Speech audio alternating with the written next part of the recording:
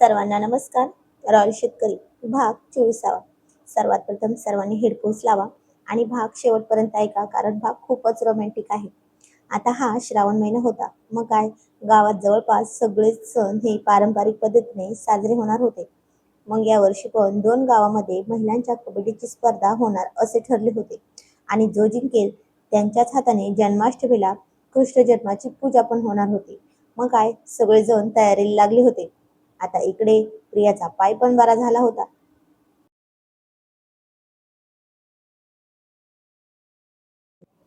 एखादी लाईन जर पेस्ट करायची राहिली असेल तर मी तोंडाने सांगणार आहे बरं का. तर आता ती कॉलेजमध्ये होती. त्या आधीपासूनच खूप चांगली खेळाडू होती. मग काय, तिला पण भाग घ्यावाच लागणार होता. एकीकडे होत्या रॉयल लेडीजची टीम, तर दुसरीकडे होती खात्या-पित्या घरची टीम. म्हणजे खूप धष्टपुष्ट अशी टीम होती समोरच्या गावची. पण आबासाहेबांचं म्हणणं होतं की आपल्याच गावाने जिंकला पाहिजे, हा सुद्धा मान. मग आता सामन्याचा दिवस उजेडला. रॉयल लेडीजची तयारी पण छान झाली होती, पण समोर असणारी टीम जरा जास्तच ताकदवान होती. पण आता समोरची टीम पाहून रॉयल शेतकरी बंधूंनी तर केव्हाच हार मानली होती. कारण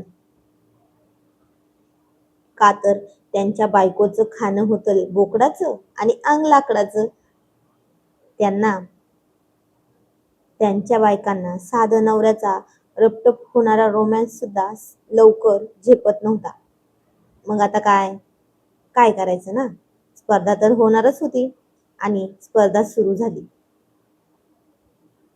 आबासाहेब गावचे पाटील होते ना, सरपंच, गावचे पोलीस पाटील, गावची प्रतिष्ठित मंडळी सगळेच आले होते. आईसाहेब, उपसरपंच, महिला महिला बचत गटाच्या अध्यक्ष असे अनेक जण हा सामना पाहण्यासाठी जमले होते.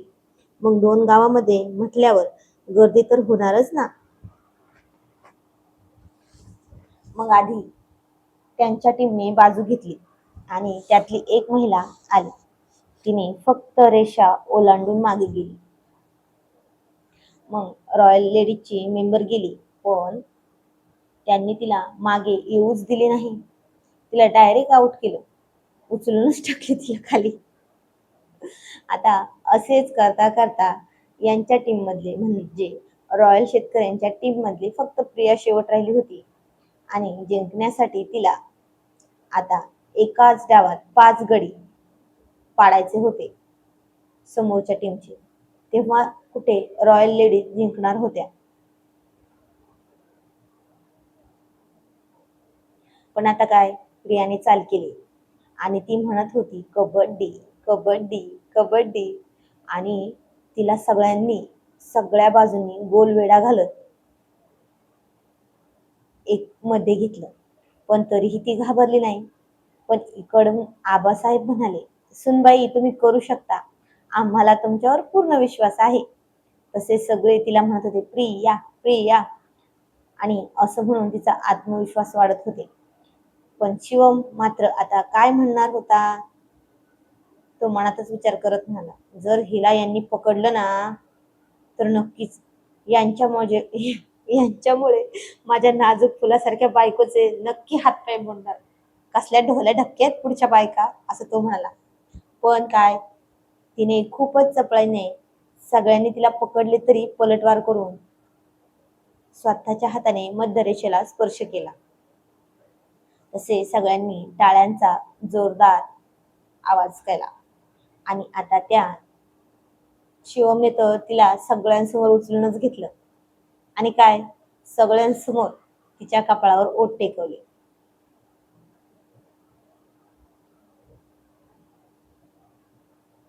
पण आता तशी ती लाजून म्हणली, हो काय करता, हे हे घर नाहीये, तर 2 गाव आहेत पूर्ण.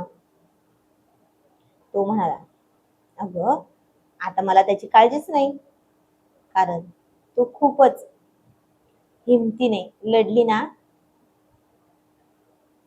आणि आता खरी शोभतेस बरं का, रॉयल शेतकऱ्याची रॉयल कारभारीण. असं म्हणून तो हसला. पण आता दुसऱ्या दिवशी रात्री पूजेसाठी मान तर या नवीन जोडीलाच दिला होता. आबासाहेब तर म्हणाले, आमच्या लाडूबाईंनी तर आमचं नाक उंच केलं बरं का पाटलीनबाई. आणि आता त्यानंतर 2 दिवसांनी सगळेजण घरी आले होते. आबासाहेब आणि आईसाहेब लग्नाचे आहेत, ज्यांना लग्नाच्या गडबडीत द्यायचे राहून गेले होते ते देण्यासाठी जाणार होते. पण आईसाहेबांना वाटलं होतं की घरात सगळे आपण असतो म्हणून कदाचित प्रिया शिवमला त्याचा हक्क देत नसेल. कदाचित तिला सगळ्यांची खूपच लाज वाटत असेल. मग काय, सगळेजण दिवसभर थांबतील आणि संध्याकाळी परत जातील घरी. आणि तसे आईसाहेब आणि आबासाहेब गेले. आता इकडे सगळ्या रॉयल टोळीची चर्चा रंगली होती त्या दिवशीच्या कबड्डीच्या मॅचवरून. मग चैतन्य म्हणाला, पण ताई, शिवम दादा काय म्हणाला माहितीये का तुम्हाला? मी जर तुमच्या जागी असतो ना तर सगळेजण चितपट करूनच लगेच आलो असतो, तुमच्यासारखं नुसतं रेषेला हात नसतं लावलो. तशी जान्हवी म्हणाली, काय हो चैतन्य भाऊजी, तुम्ही प्रियाला पण कमी समजू नका. ती तर तुमच्या मित्राला पण चितपट करेल आणि करू पण शकते. पण आता अतुल म्हणाला, बघू मग कोण काय करतंय ते. तसा शिवम म्हणला, अरे काय हे, नकोय मला हे सगळं. तसा शिवमला आणि चैतन्यला अतुलने डोळा मारून गप्प बसवलं आणि गप्प बस म्हणला. पण आता प्रियाला खूप राग आला की ती म्हणाली, मग तुमच्या मित्रालाच सांगितले असते ना माझ्यासोबत कबड्डीत भाग घ्यायला. तशी जान्हवी म्हणाली, बरं काय हो, ठरलं तर मग आज संध्याकाळी सूर्यफुलाच्या शेतात एक मॅच श्री प्रिया आणि शिवम भाऊजी मध्ये जमेल का? पण आता सगळी रॉयल टोळी हो म्हणाली आणि प्रिया म्हणाली, नाही नाही, शेतात नको, रात्रीचे खूप अंधार असतो आणि हो खूप मच्छर पण असतात शेतामध्ये, त्यापेक्षा ना परस बागेत जमेल ना? असा शिवम म्हणाला, नाही नाही, परस बागेत नाही, मला नाही जमायचं ते. पण आता अतुल म्हणला, बरं ते जाऊ द्या, तुमच्या दोघांचं पण नको, तुम्ही तयार व्हा, आम्ही बघतो कुठे ठेवायची मॅच. तशी जान्हवी म्हणाली, चल प्रिया, तुला मी तयार करते आज. ती म्हणाली, ताई आता कशाला तयार व्हायचंय, मॅच तर आहे ना. आणि जान्हवी म्हणली, अगं प्रिया, शिवम भाऊजींना पण मग हरवायचं असेल ना तर ते तुला पाहूनच हरले पाहिजेत, असं काहीतरी करूया. पण इकडे सगळ्या रॉयल टोळीने बेडरूम त्यांची बेडरूम कबड्डीचे मैदान नाही तर मधुचंद्राची रात्र व्हायला हवी म्हणून अशी सजवली होती सगळीकडे. गुलाबाच्या पाकळ्या अंथरल्या होत्या सगळ्या बेडरूम मध्ये.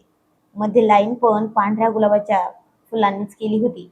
चमेलीच्या व वेली मोगऱ्याची कळी उमलून लागलेली फुले त्यातने बेड सजवला होता. मध्ये गुलाबाच्याच पाकळ्यांनी दिल काढलं होतं. टेबलावर दूध, फळे, चॉकलेट्स पण ठेवले होते, प्रियाला आवडतात ना म्हणून. आणि रूम मध्ये फक्त नावाला 2 मेणबत्त्या लावलेल्या होत्या. मग काय, प्रियाला घेऊन जान्हवी आली आणि सगळी रॉयल टोळी पण शिवमला घेऊनच आली होती.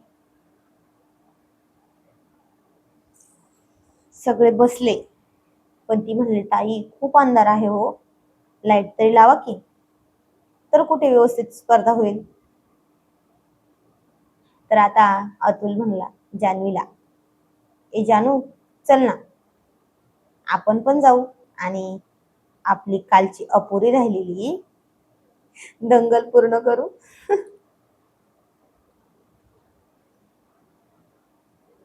आणि तो म्हणाला, तुम्ही सगळे पण चला, हे चालू करतील तेव्हा आपण सगळे येऊ, गोठ्याकडे चक्कर मारू आणि घरी जाऊन पण येऊ. आणि आता हे दोघे काही म्हणणार तेव्हा सगळे बाहेर गेले पण. आणि प्रिया आतमध्ये आली. शिवम पण तिच्या पाठोपाठ रूम मध्ये गेला. तर ती म्हणाली, अहो, जरा उजेड असता तर बरे झाले असते ना.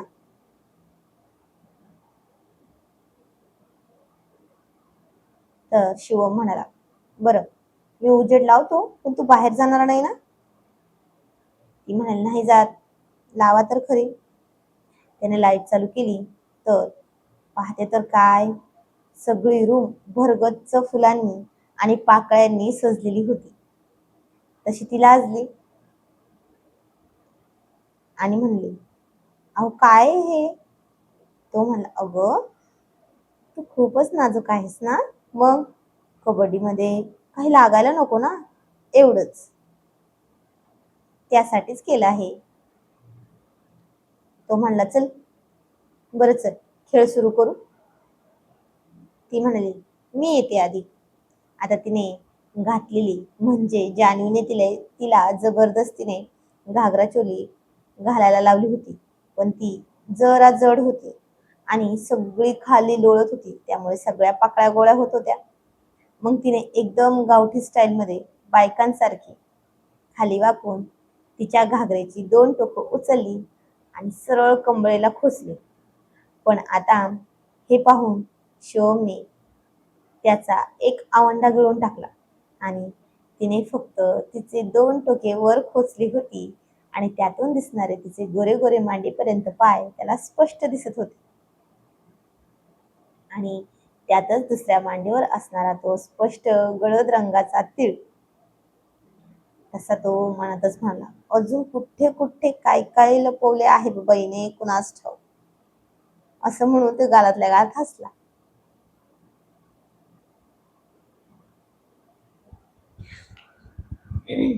आणि म्हणाला, जे मी पाहिले नाही ते कमरेवर तर मला दिसलं होतं, पण आता हा, अरे बापरे. असं म्हणून त्याचं काळजाचं पाणी पाणी होत होतं. पण ती आली त्याच्या बाजूला, फक्त रेषा ओलांडून मागे गेली. पण तरी हा काही करू शकला नाही. हा फक्त तिच्या पायांचे सौंदर्य डोळ्यांनीच पित होता. ती म्हणाली, अहो अहो, येत आहे ना. तसा तो म्हणला, हो आलोच.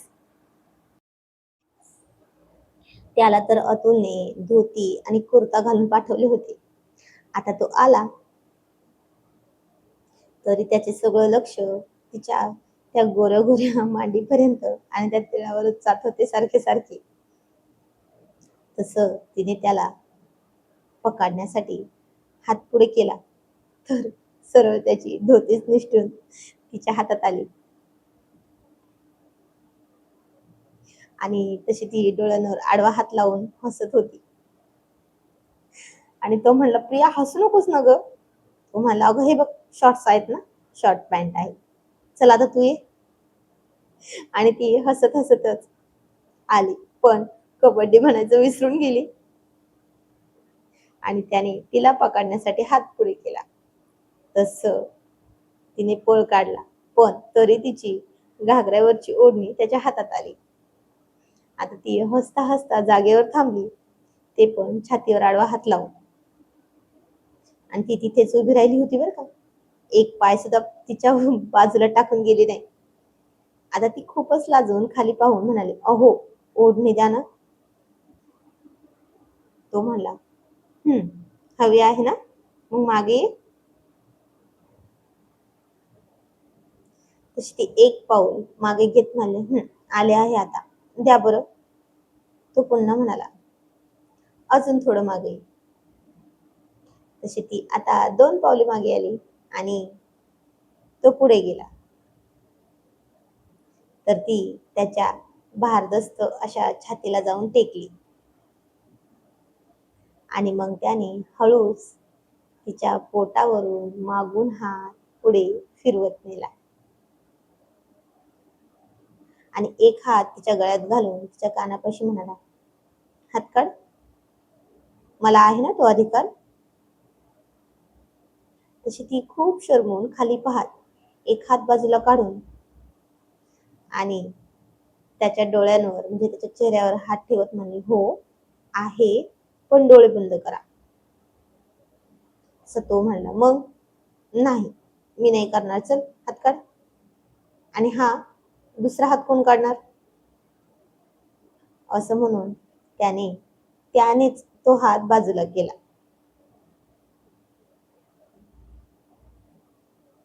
आणि तसंच त्याने तिच्या चोलीची पाठीमागच्या बाजूची नॉडी सुद्धा तोंडाने सोडली. आता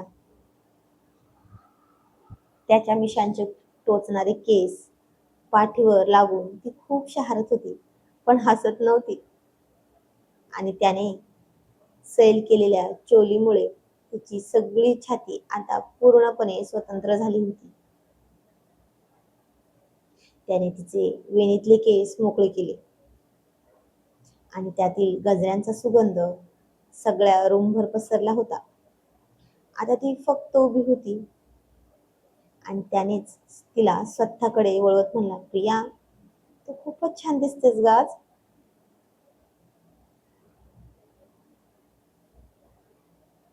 आणि असं म्हणूनच त्याने तिच्या नाजूक कमरेवर हात ठेवून तिच्या गुलाबी ओठांवर ओठ टेकवले. पण आज तिनेही त्याला प्रतिसाद द्यायला सुरुवात केली. मग काय, त्याने तिला सहजपणे उचलले आणि एक भुवई उंचावून खुणावत विचारले, काय, आहेस का तयार? आणि तिने खूप लाजून खाली पाहत मान खाली घालून डोलवली हो मध्ये. आणि त्याने तिला सहज बेडवर टेकवले. तिचा हात हातात घेऊन म्हणला, प्रिया, विश्वास आहे का माझ्यावर? ती म्हणाली, हो आहे. आणि ती हो आहे म्हणताच त्याने तिच्या हातावरून किस करत करत करत तिच्या गळ्यावर, हनुवटीवर खूप सारे किस केले. आणि मग तिच्या पायाकडे वळाला.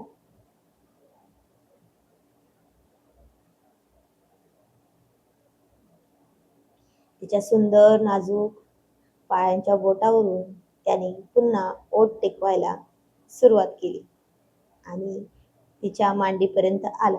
तर तिने पुन्हा हातमध्ये घातला तसा त्याने तिच्या हातावर पुन्हा किस घेतला आणि तिच्या कमरेवरच्या तिळावर, पोटावर खूप सारे किस केले. तसे तिच्या अंगामध्ये काहीतरी चमक यायची आणि त्याने स्पर्श केला की ती खूपच वाढायची. आता तो जिथे जिथे ओठ टेकवत होता तिथे तिथे ती स्वतःच्या हाताने पुन्हा स्पर्श करत पुन्हा इथे असं त्याला सांगत होती. पण आता तीच त्याच्या स्पर्शासाठी किती उतावळी झाली होती हे तिलाही सांगता येत नव्हतं.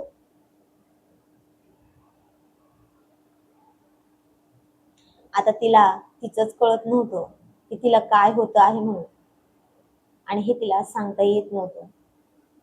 तो तिच्या सगळ्या अंगावर प्रेमाच्या चुंबनांचा वर्षाव करतच होता.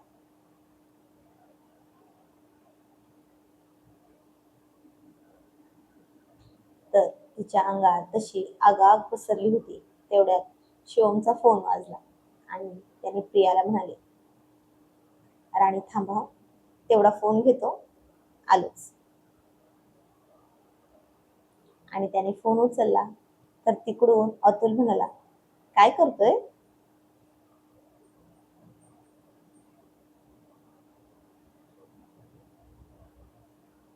आणि इकडून शिवम चिडून म्हणाला, काय नाही, तूच तर कबड्डी खेळ म्हणाला ना, आणि भाड्या, हा काय टाइम आहे का रे तुम्हाला फोन करायचा? जरा पण मोकळीक देत नाहीस. आणि तिकडून अतुल काही म्हणणार आय आय, तसा शिव म्हणला, आईवर नाही जायचा. तसा अतुल म्हणला, अरे ऐक तरी मी काय म्हणतोय. तर शिव म्हणाला, बोल, मी ऐकतोय, अरे बोल की तू.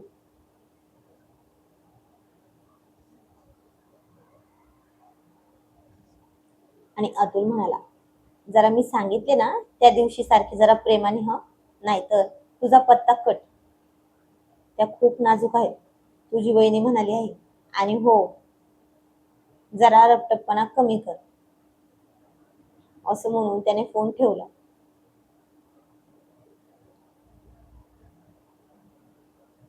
आणि त्याने पुन्हा प्रियाच्या ओठांवर ओठ टेकवले. आणि आता तीही त्याला साथ द्यायला लागली होती.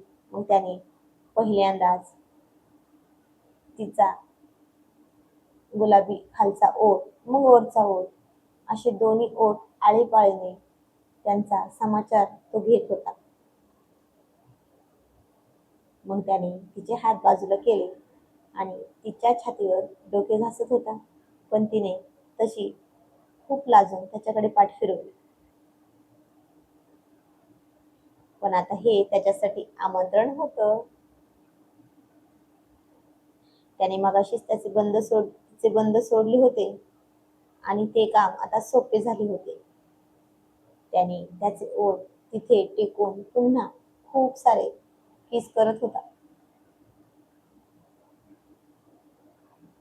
आणि ती आता पटकन उठून दूर निघाली.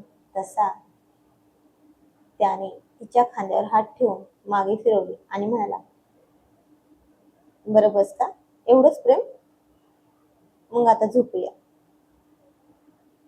पण आता तिच्या शरीरात लागली आग फारच जास्त होती. आणि हा तिची फिरकी घेत म्हणाला होता, बस म्हणून. तशी ती पुन्हा त्याच्याकडे फिरली आणि त्याचे हात तिच्या सगळ्या शरीरावर फिरवत होती. तसा त्याने तिची चोली अंगातून वेगळी केली. स्वतःची कपडे अंगातून केव्हाच वेगळे केले होते. त्याने तिला पटकन खाली घेतले आणि तिच्या खूपच खूपच जास्त मादक झालेल्या डोळ्यात पाहत तिच्या छातींच्या उभारावर तोंड घालून तिथेच खूप किस करत होता. पण ती त्याचे डोके तिथेच दाबून ठेवत खूपच मादक हालचाली करत होती. तशातच त्याने तिच्या घागराची नाडी सोडली आणि तोही तिच्यापासून केव्हाच वेगळा केला होता. आता तो तिला नको तेवढं कुस्करत होता आणि ती त्याच्या पायावर नुसते तिचे पाय घासत होती. मग त्याने तिच्या पायापासून वर मांडीपर्यंत त्याचे ओठ टेकवले. पण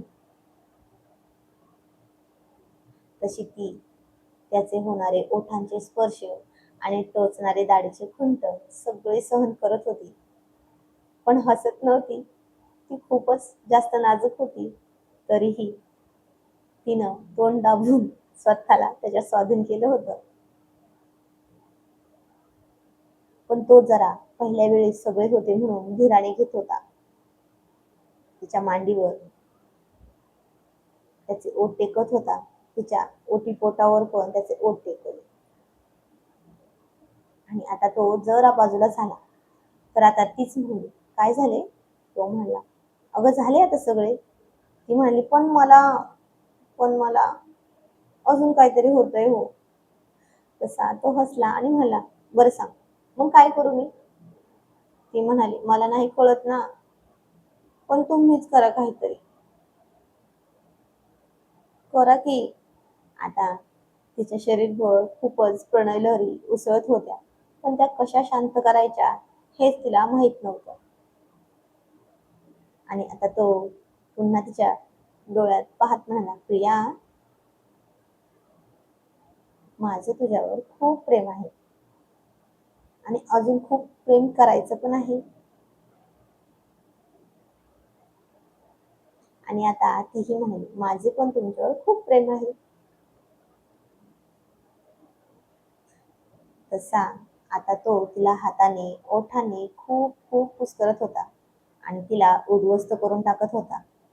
आणि तीही नाजूक होती, फुलासारखी, तरीही त्याच्या हाताने उद्ध्वस्त होत होती. त्याने तिला खूप चुरगळली होती. तशातच त्याने तिच्यात प्रवेशासाठी तयारी केली. आणि तो प्रवेश करण्यासाठी झुकला, पण त्याच्या आघाताने तिला जरा त्रास झाला, म्हणून ती म्हणाली, नको, दुखतंय. तसा तो बाजूला झाला, तिच्या ओठांवर ओठ टेकवले. आता म्हणाला आणि तो म्हणाला, तुझा माझ्या विश्वास आहे ना? मग तिकडे लक्ष देऊ नको, फक्त माझ्या डोळ्यात पहा. असं म्हणून त्याने पुन्हा एकदा प्रवेशासाठी तयारी केली.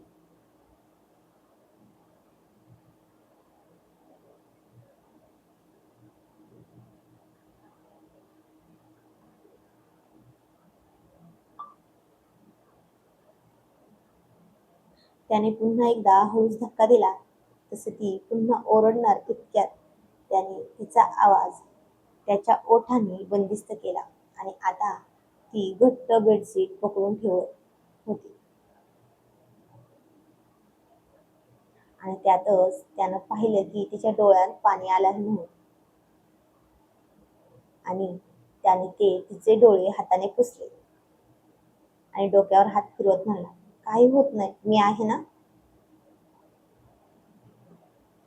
पण आता त्याने पहिल्यांदाच प्रवेश केला होता, त्यामुळे बेडशीटला रक्त लागलं होतं. आता तो हळूहळू मागे पुढे होत होता आणि तिला होणारा तो त्रास ती बेडशीट पकडून ठेवतच सहन करत होती. पण आता तो होणारा थोडा थोडा त्रास केव्हा गोळामध्ये बदलला हे तिलाच कळलं नाही. आणि त्याने स्वतः थोडेसे पुन्हा रपटप करायला सुरुवात केली. तशी ती म्हणाली, अहो, जरा हळू ना.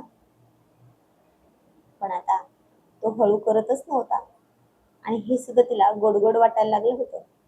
आणि हे केव्हा वाटायला लागलं हेच तिला कळलं नाही. आणि तो श्रावण महिन्यातील पावसाच्या सरीसारखा तिच्यावर हळूहळू प्रेमाचा पाऊस पाडून जवळपास 1 दीड ते 2 तासाने थांबला. आणि ती त्याच्या कुशीत झोपली. खूप खूप घामाने भिजले होते दोघे पण. तर आजचा भाग कसा वाटला ते कमेंटमध्ये नक्की सांगायचे आणि जाणून घेऊया पुढील कहाणी पुढील भागामध्ये. तर असेच नवनवीन भाग ऐकण्यासाठी आपल्या चॅनलला नक्की भेट द्या. धन्यवाद.